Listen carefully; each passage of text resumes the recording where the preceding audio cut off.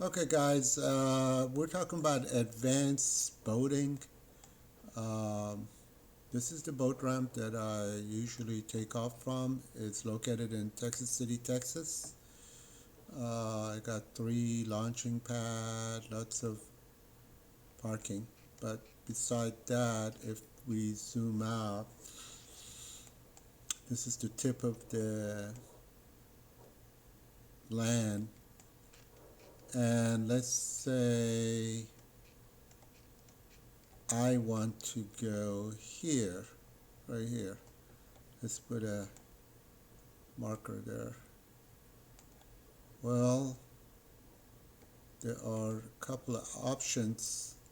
I could just measure using the Google Earth. We're using Google Earth. This is a free program, uh, and it will show me that it's 7.3 miles, and I can take this direction. And but sometimes I'm not able to do that because the wind is this way, heading toward me, and I have to go into the wind, and I have to go through the waves, which is very unpleasant. So what I do is I use ICW. Here's the ICW. See big ships going by. If you don't know what ICW is basically same way they done the roads for the cars, where they got rid of the trees and they flattened it and made it nice. They done the same thing for the barges. Barges are the vessels that are flat, that is used for transportation. They compete with 18 wheelers and trains. That means they carry the same goods as 18 wheelers and trains. Whatever a train or 18 wheeler can carry, so the barges. Here's a picture of a barge. Basically, this is the barge and this is the cargo, and they are separate, and it's pushing it through. And you should have possibly some of these around you. They are narrow, so if I go measure, I'm coming up with a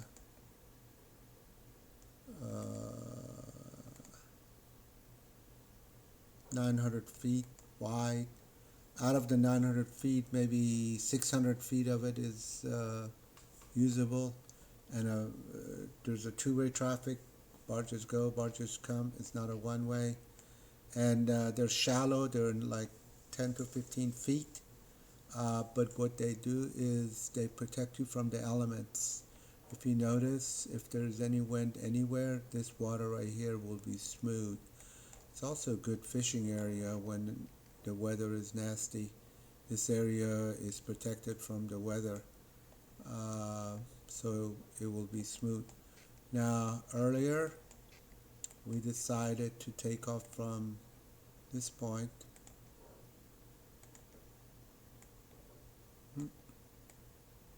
We decided to take off from this point and go to the top point.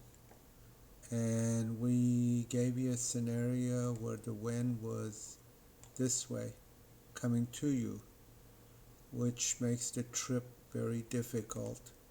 So what I do is I will go this way, then I go through the ICW. So this is how I'm gonna do it.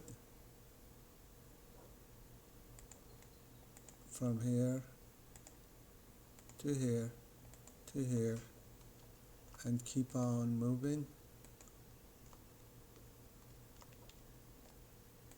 and I'll pop out right here, and I'll make it here. Now what I've done, most of my trip was in a smooth water, so I was not affected by the weather. These barges are safe. You got plenty of room, and you can go to the left of them, to the right of them. Uh, they're moving at about 10 miles an hour. I can go up to 40. Most of the time I just move at 20 miles an hour. So they're rather slow.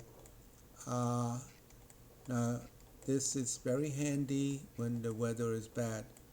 Another area that I go to, we call them the jetties. And here's a good picture of it. Is a bunch of rocks the size of a truck or a car, and they're piled up. And that protects the shipping area, and it's for hurricane reason. And they're quite long. They're 5 to 8 miles long, and I use them as a protection. What does that mean? Um, Going back to the boat ramp right here, if the wind is like that coming this way, coming toward me, I can use all of these areas,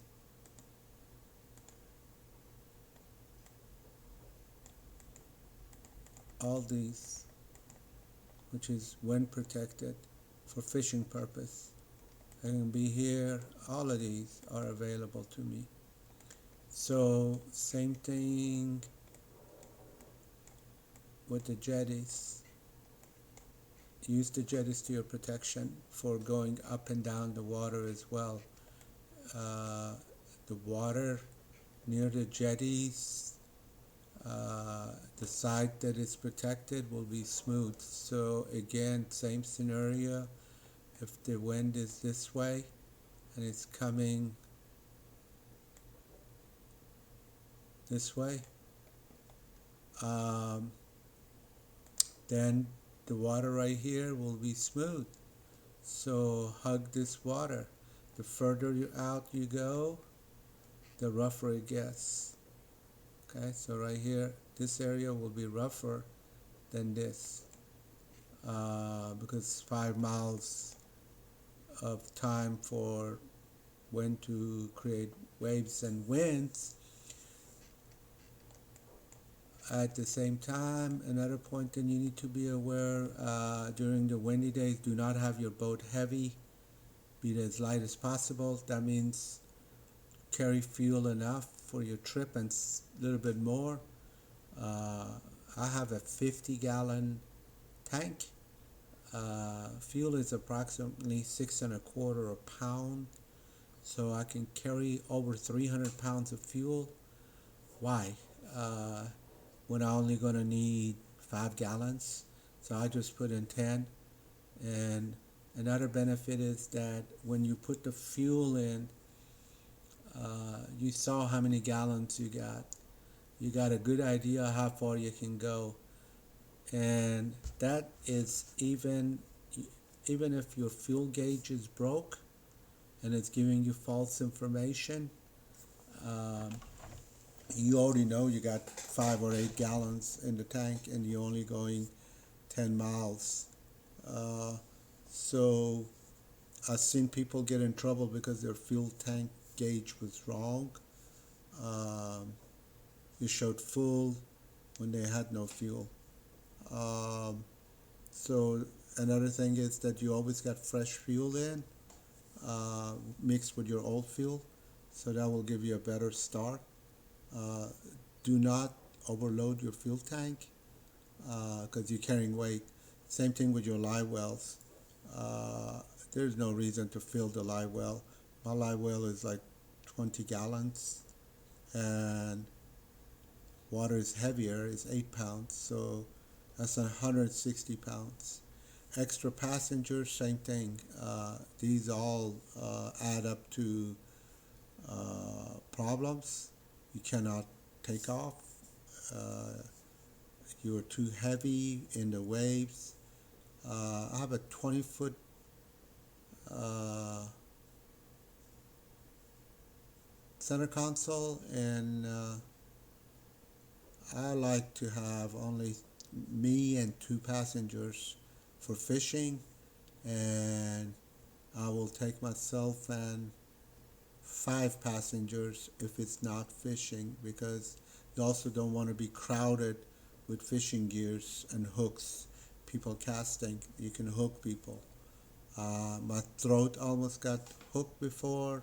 My eyes got hooked almost by beginners getting excited. They see fish and they're competing. They're trying to get to it before the guy next to them, and they get excited. Wearing glasses is a very good idea when you have new people on boat fishing. If you are just cruising, you can probably put more people. Again, weight is important. You have to distribute the weight where you can take off better, and that would be heavy people up front, lighter people in the back. But reality is most people just want to be in the back and gather together. If 8 people go in the back area, which is the best seat by the way, center and rear is the best seat. And because it doesn't bounce, the boat bounces like this, and the tip is the worst area. The further up you go is the worst area. The boat goes up and down like that. And if everybody goes in the back, you cannot take off. You need to put the heavy people toward the front and the lighter people in the back so you can take off quickly. But play with it, you can figure it out. And of course, if you're tilted, that's very obvious. It's not a big deal to be tilted really, but if you want to spread the load is the best. But if you go like that, it's no big deal. Um, that sums it up. I hope you like this video, and go boating, go fishing, and I'll see you in next class.